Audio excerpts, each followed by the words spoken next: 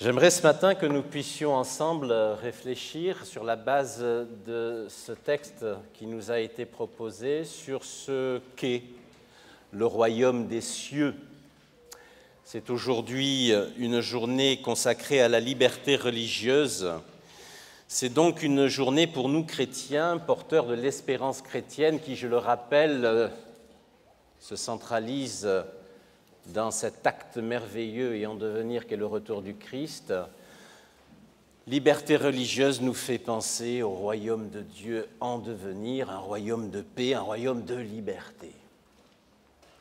Mais en même temps, une journée consacrée à la liberté religieuse nous invite à réfléchir à la liberté qu'est la nôtre aujourd'hui, et peut-être particulièrement à la liberté dont nous pouvons probablement jouir dans le royaume de Dieu. Royaume non seulement en devenir, mais selon certains textes évangéliques déjà spirituellement présent et actif. Alors ce royaume de Dieu, qu'est-il? Est-ce le jardin d'Éden perdu, plus tard appelé par les chrétiens le paradis et qui se situerait dans les lieux célestes?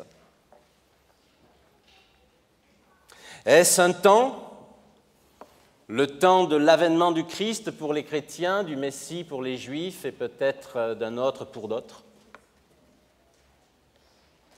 Est-ce au contraire une individualisation de la spiritualité, une introspection de la spiritualité? Et nous parlerons de royaume intérieur. D'ailleurs, nous pouvons nous sortir en bonne compagnie avec l'évangéliste Luc au chapitre 17, au verset 21. Le royaume de Dieu ne vient pas comme un fait observable, mais il est au-dedans de vous. Ici, dans le texte que nous avons lu, Matthieu nous invite sur la base et le génie de deux paraboles à réfléchir à ce royaume de Dieu. Et ce que nous devons d'emblée retenir, c'est que pour évoluer et donc rencontrer un jour, découvrir le royaume de Dieu, eh bien, il ne faut pas être Tobias.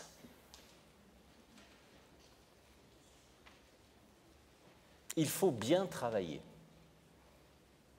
Vous avez remarqué que ces paraboles mettent en jeu un agriculteur, un laboureur et un chercheur de pierres, de perles, plus exactement. Bref, voilà deux hommes en action, deux hommes qui avancent. Et je pense, moi qui viens du sud de la France, à ce dicton populaire: il vaut mieux dans la vie un imbécile qui avance qu'un philosophe qui reste assis. Eh bien, nous sommes ici un peu dans cette logique. Pour un jour découvrir, évoluer dans le royaume de Dieu, il faut au préalable avancer, c'est-à-dire travailler. Je me souviens de cette histoire courue et connue à Collonges du temps de mes études. Peut-être la connaissez-vous. Alfred Vaucher, personnage ô combien important dans notre Église adventiste française. Alfred Vaucher était un homme très occupé, trop occupé. Voilà qu'une semaine, il a tant de travail qu'il n'a pas le temps de réfléchir correctement, de se préparer, de travailler sa prédication. Alfred Vaucher, croyant, la foi chevillée au corps. Aussi, que va-t-il faire? Il va prier. Il va prier intensément. Il va prier comme jamais peut-être il ne l'a fait. Seigneur, inspire-moi. Seigneur, parle-moi. Seigneur, dis-moi ce que demain je dois dire. Il est déjà tard. Et le lendemain, alors que le jour est en train de se lever, le Seigneur va lui parler. Et vous savez ce qu'il va lui dire? Feignant. C'est une boutade. Ce n'est qu'une histoire, mais elle est tellement vraie du point de vue biblique, particulièrement évangélique. celui qui ne travaille pas, celui qui ne sue pas, celui qui n'avance pas, celui qui reste assis et ne fait rien ne rencontrera jamais le royaume de Dieu.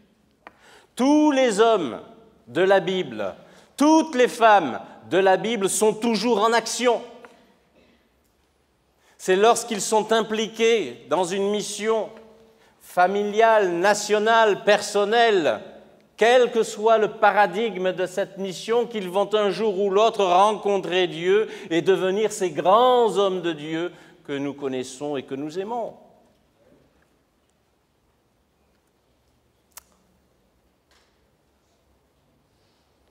Vous savez, avancer dans la vie, c'est pas que travailler du point de vue professionnel. Avancer, c'est tout simplement ne jamais se résigner.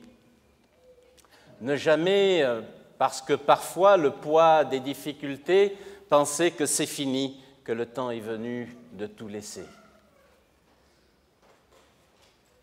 Travailler, avancer, c'est une action qui embrase toutes les dimensions de l'humanité. Permettez-moi 3 domaines de cette action, de cette avancée.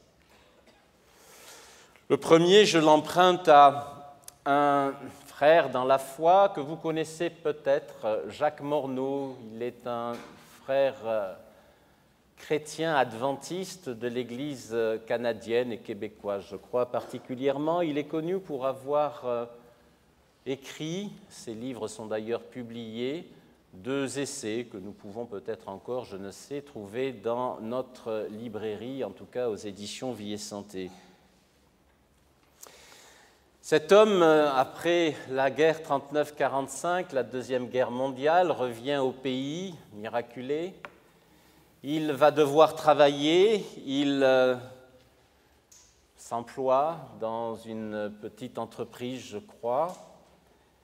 Et là, il va rencontrer une personne qui va l'amener à fréquenter lui-même de mauvais endroits, puisqu'il s'acoquinera avec les milieux satanistes québécois.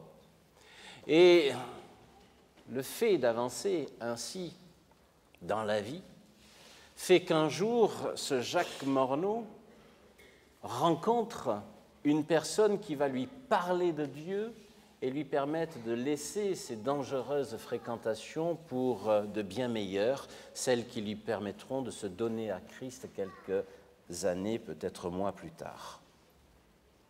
Ce que je retiens de cet homme, c'est qu'après avoir expérimenté la guerre, après s'être dit « il faut que je fasse quelque chose dans la vie », donc travailler multiples métiers, après s'être engagé dans des voies relationnelles multiples, voire dangereuses, il va, grâce à tout cela, un jour donner à Dieu la possibilité de lui dire « je suis là ». Le seul mérite de cet homme reviendra de dire oui à Dieu, d'accepter d'évoluer dans ce royaume qui, ce jour-là, se propose à lui. Le deuxième exemple, il est non plus tant professionnel, mais plus familial, et je me permettrai de citer ma belle famille. J'ai épousé Elisabeth, que certains connaissent, qui est d'origine mexicaine, américaine, mais d'origine mexicaine. Ses parents sont des wetbacks. Je ne sais pas si vous savez ce que c'est, ce que sont les wetbacks. Je ne vais pas le traduire, ce n'est pas une très belle expression.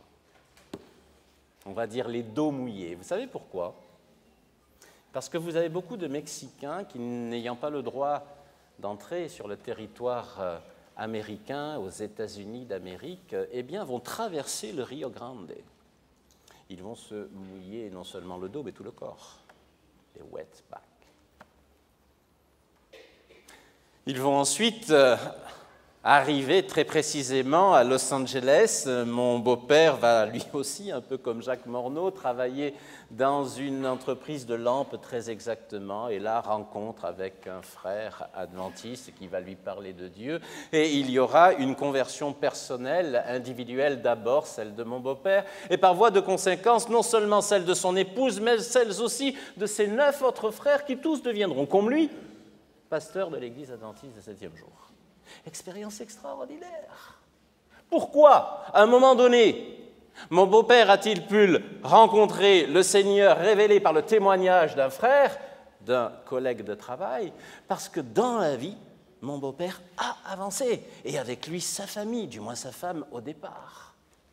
Ils n'ont plus voulu se résigner à une situation sociale, financière difficile, celle rencontrée au Mexique, pour un avenir meilleur. Ils ont dû avancer, ils ont dû trimer, ils ont pris des risques, celui de perdre leur existence, car il est interdit de traverser ainsi les frontières.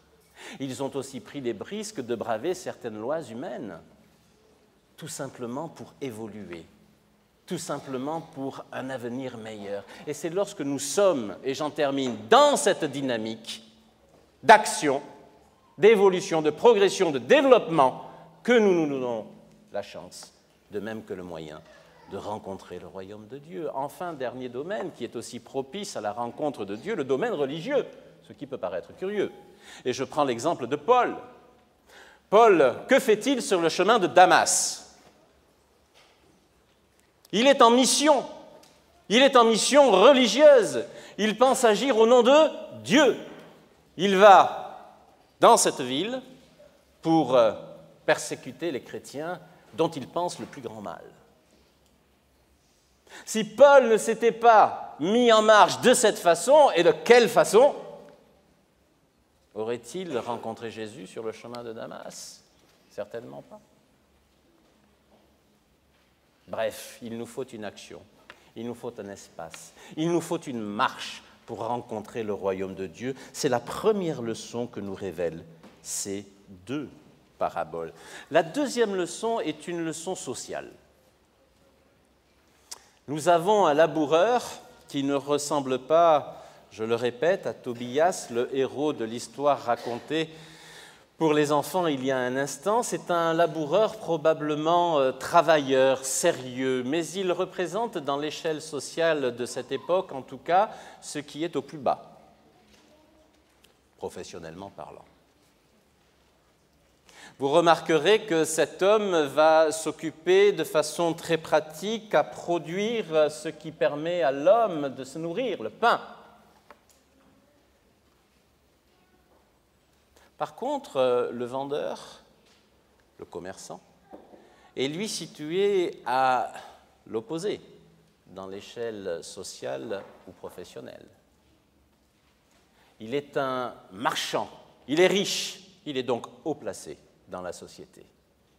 Si l'un s'occupe de ce qui est nécessaire, indispensable, si le travail du premier vise la subsistance de l'homme, le travail du dixième est dérisoire, farfelu. Il s'agirait, nous pourrions même dire, de frivolité, des perles. Bref, nous avons ici une indication importante concernant le royaume des cieux. Nous sommes tous, qui que nous soyons, où que nous soyons, quoi que nous ayons fait, acceptés dans ce royaume. Nous sommes tous candidats à ce royaume. Ça me rappelle un slogan publicitaire que vous devinez peut-être.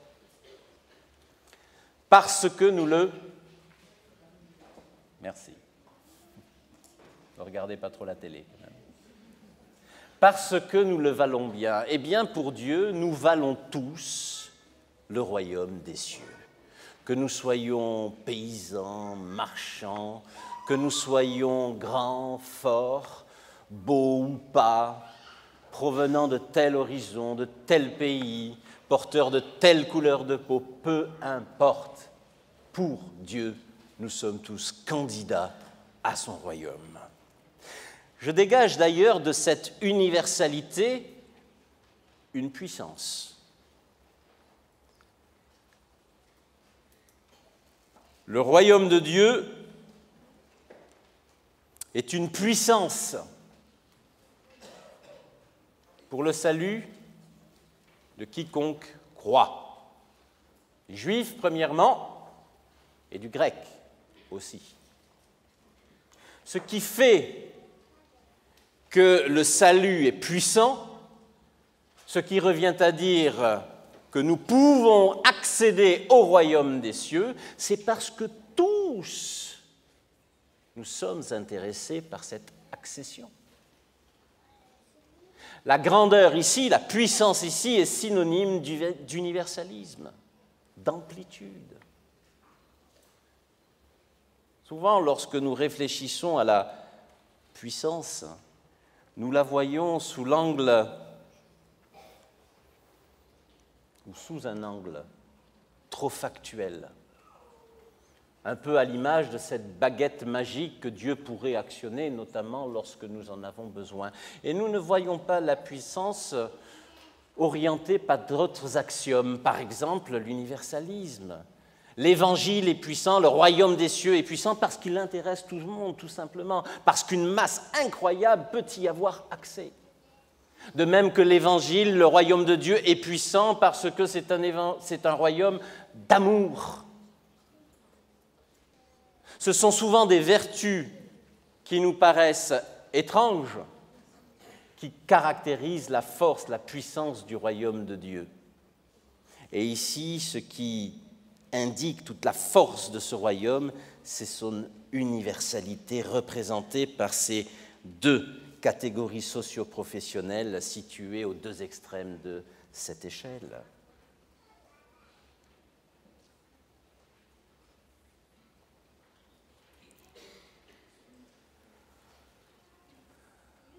Un autre élément, un troisième enseignement que nous pouvons retirer de ce royaume des cieux, c'est le côté caché. Le côté mystérieux, nous pourrions presque dire occulte.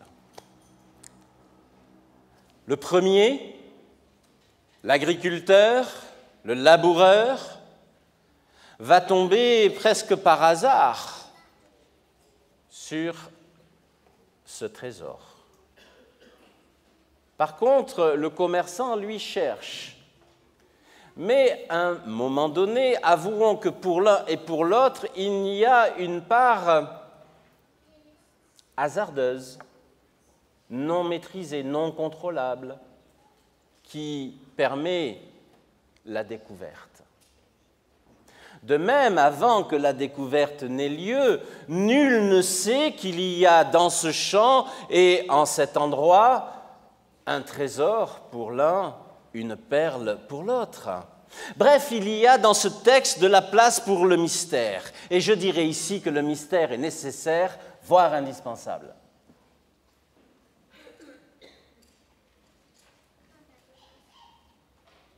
L'une des caractéristiques principales du royaume des cieux, c'est, je le crois, la joie. Chrétiens, soyez toujours joyeux. Et je veux croire que dans le royaume des cieux, nous serons tous joyeux, parce que plus de péché, plus de larmes, plus de pleurs, mais aussi parce que cette émotion caractéristique, ou qui devrait être caractéristique de l'humain, sera dans ce contexte favorable pleinement possible. Or, la joie caractéristique du royaume des cieux,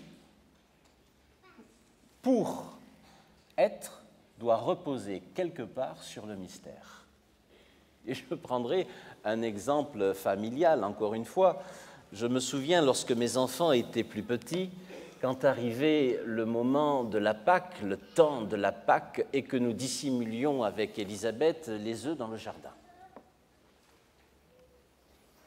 Les enfants venaient très tôt nous tirer du lit pour que nous puissions, s'il eût été possible, en pyjama, sortir avec eux dans le jardin pour aller chercher et donc découvrir les œufs.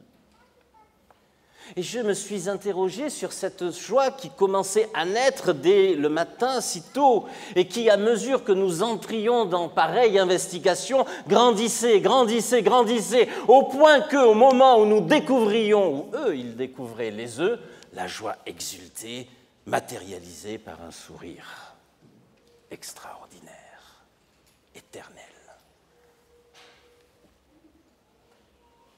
Je crois qu'on est un peu ici dans la même logique. Dieu veut que nous soyons joyeux, c'est l'une des caractéristiques de son royaume, nous l'avons dit, et pour cela, il faut qu'il y ait du mystère. Un mystère qui va déclencher, impliquer des mécanismes psychique, spirituelle, peut-être même physique, certainement d'ailleurs l'avancée. Et qui, parce que tout cela, lorsque l'objet peut être inconnu mais finalement désiré sera rencontré, provoquera l'exultation joyeuse. D'ailleurs, remarquez-le aussi, à chaque fois ou presque à chaque fois que dans la Bible un moment important se déroule, la joie est au rendez-vous. Quelques exemples. La femme près du puits, femme résignée, elle est ce qu'elle est, reléguée au banc de la société. Elle n'a plus d'espoir social, elle n'a même plus d'espoir spirituel. Dieu pour elle, c'est une histoire passée, tout au mieux quelqu'un qui pourrait, si elle s'en approche trop, la culpabiliser vu son activité. Et puis Jésus passe par là. Et Jésus, d'ailleurs, dans un certain mystère, va se révéler à elle. Et lorsqu'elle le rencontre, le découvre, elle exulte. Elle va dans son village, malgré les barrières sociales, malgré les préjugés, malgré tout ce qu'elle est, elle dit haut et fort qui est celui qui vient de la libérer. Regardez, lorsque les 3 maris vont au tombeau du Christ, elles y viennent résignées. Elles sont dans un mystère ô combien mystérieux. Celui qu'elles avaient aimé, celui qu'elles avaient côtoyé, celui dont elles avaient vu les miracles, celui dont elles avaient entendu la parole, celui qui avait tant été pour elles n'est plus, il est mort. Mystère, nous l'avions tous compris comme le Messie qui devait advenir. Le mystère qui les pousse jusqu'aux portes du tombeau. Et lorsque l'ange leur dit « Celui que vous cherchez n'est plus là », quelle est la première émotion au rendez-vous de ce moment ô combien important? La joie. Mystère, joie. Je pourrais aussi vous parler des disciples d'Emmaüs. Nous sommes dans la même logique. Ils vont à Emmaüs, un petit village situé à quelques kilomètres de Jérusalem. Pourquoi vont-ils là-bas? Parce qu'ils sont perdus. Ils n'ont plus aucune illusion, plus aucune espérance. Ils pensaient que ce Jésus qu'on vient de crucifier était le Messie tant attendu. Ils repartent en direction de ce village d'où ils venaient avec 1001 questions dans la tête. Et à un moment donné, un 3e personnage les rejoint. Un personnage mystérieux. Eux qui ont passé quelques années avec lui, peut-être 3, ne le reconnaissent même pas. Et cet homme ajoute au mystère de sa personnalité le mystère de sa prophétie. Il leur explique, comme jamais ne l'a fait, tout ce qui, dans l'Ancien Testament, concernait celui qu'ils sont en train de regretter. Ils avancent, la relation se crée, le mystère perdure. Ils en arrivent au point de s'inviter, puisque cet homme finit à table chez les disciples, dans leur maisonnée. Et au moment où le pain sera rompu, alors le mystère est percé. Jésus est reconnu. Que va faire Jésus à ce moment-là? Très intéressant. Il s'en va. Il disparaît. Jésus serait-il rabat-joie? Certainement pas. Jésus veut entretenir ce mystère nécessaire à l'effusion de la joie, mais aussi quelque part à ce que j'appellerais la pérennisation du royaume des cieux dans le cœur et l'esprit des hommes que nous sommes. Le trésor est caché, la perle aussi, parce que le mystère est nécessaire. On pourrait rester quelques instants sur la notion de mystère. C'est une notion intéressante parce que mystérieuse, mais surtout intéressante parce que indispensable, utile. Le mystère est nécessaire, par exemple, à l'humilité humaine, elle-même indispensable au développement d'une vraie, d'une juste, d'une réelle relation avec Dieu. L'une des caractéristiques principales de Jésus était l'humilité. Nous sommes, nous, disciples de Jésus, censés reproduire un modèle d'humilité. En quoi le mystère intervient dans tout cela, me direz-vous? Eh bien, le mystère de Dieu, l'incompréhension de Dieu,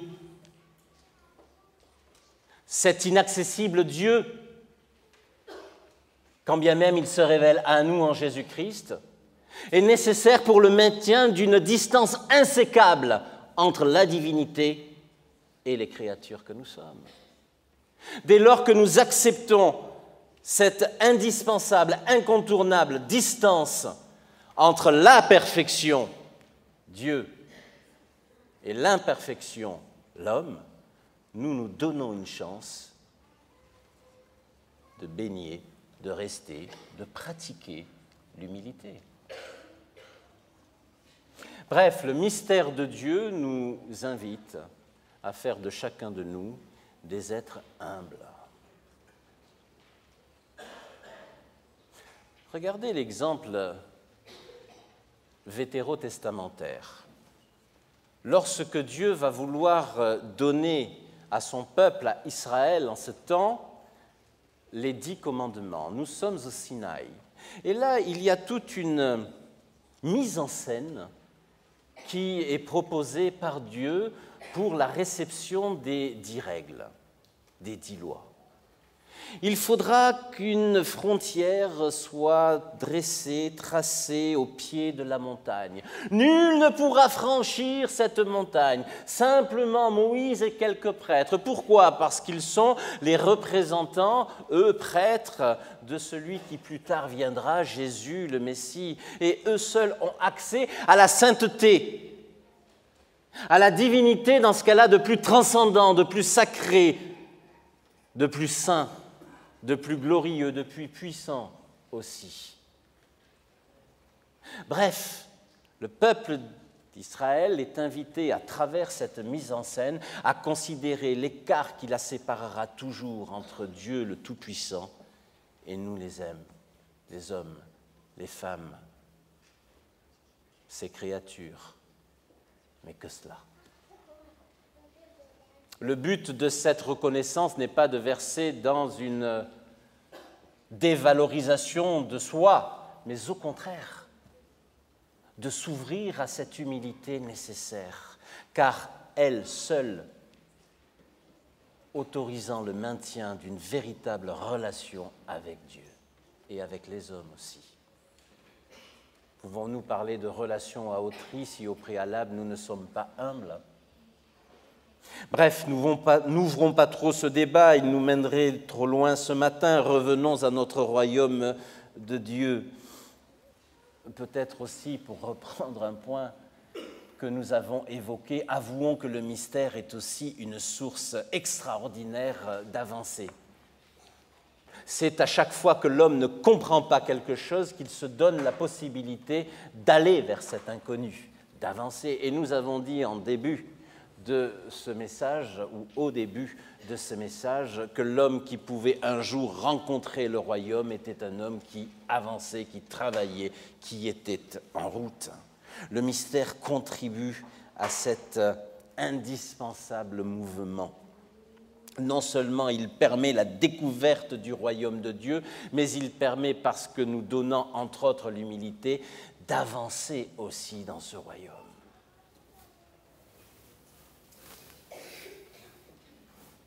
Je pense en cet instant à quelque chose d'assez effrayant intellectuellement. On dit souvent que nous voulons vivement que Jésus revienne pour pouvoir enfin accéder à son royaume et vivre éternellement. Mais je suis désolé, quand on réfléchit quelques instants à l'éternité, ça fait peur. Ça fait peur. Ça fait peur pour plusieurs raisons. Premièrement, parce qu'on pourrait être tenté de se dire, avec une régénération telle que nous allons la vivre, l'expérimenter, avec un esprit ô combien évolué qui nous sera donné, un intellect si parfait, nous allons tout investiguer et au bout d'un moment tout comprendre, tout cerner. Oh, que cette éternité risque de devenir ennuyeuse. Il faudra à un moment donné qu'il y ait un mystère perdurant, un mystère insécable, un mystère éternel. Ce mystère, c'est Dieu. Même dans les cieux, la logique du mystère se trouvera non seulement vérifiée, mais indispensable au maintien d'une joie, au maintien d'un confort, au maintien d'un épanouissement pour les sauvés qui, je l'espère, dont j'espère nous serons tous. Excusez-moi. Enfin, et terminons nos investigations célestes, celles du royaume de Dieu ce matin, par la réaction qui est celle du laboureur, mais aussi du marchand lorsqu'ils rencontrent l'un et l'autre le trésor et la perle. Que vont-ils faire? Ils vont se séparer de tout, du moins le pensons-nous, pour saisir l'essentiel, le trésor et la perle. Et c'est là que nous serions peut-être tentés de comprendre le royaume sous l'angle d'une rupture qui ne me semble finalement pas tellement indiquée dans le texte. Je parlerai ici plutôt de continuité, de succession, d'héritage. Je m'explique. Si nous voulons, après l'avoir découvert, rester dans le royaume de Dieu, évoluer dans le royaume de Dieu, progresser dans le royaume de Dieu, mieux connaître le royaume de Dieu, etc., etc., il nous faut, semble-t-il, sur la simple lecture du texte proposé ce matin, tout vendre, se séparer de tout pour avancer. D'où un risque intellectuel, celui d'imaginer qu'il nous faut nous couper de tout, renier tout, ne plus regarder ce qui a été passé pour nous concentrer pleinement sur la découverte. Erreur. Erreur pourquoi? Parce qu'ici, il faut acheter le champ. Et il faut également acheter la perle. C'est ce qui oblige et le laboureur et le commerçant à vendre. Et je me pose cette question, s'il n'y avait rien eu à vendre, aurait-il pu acheter le champ et acheter la perle? Certainement pas. Il n'aurait eu, au contraire, rien à acheter si rien n'avait été fait dans le passé. Le passé n'est pas à renier. Le passé est à utiliser, à optimiser. Bref, il ne s'agit pas de se couper, il ne s'agit pas de renier, il s'agit de regarder différemment, d'utiliser pour pouvoir acheter, c'est-à-dire évoluer dans le royaume de Dieu.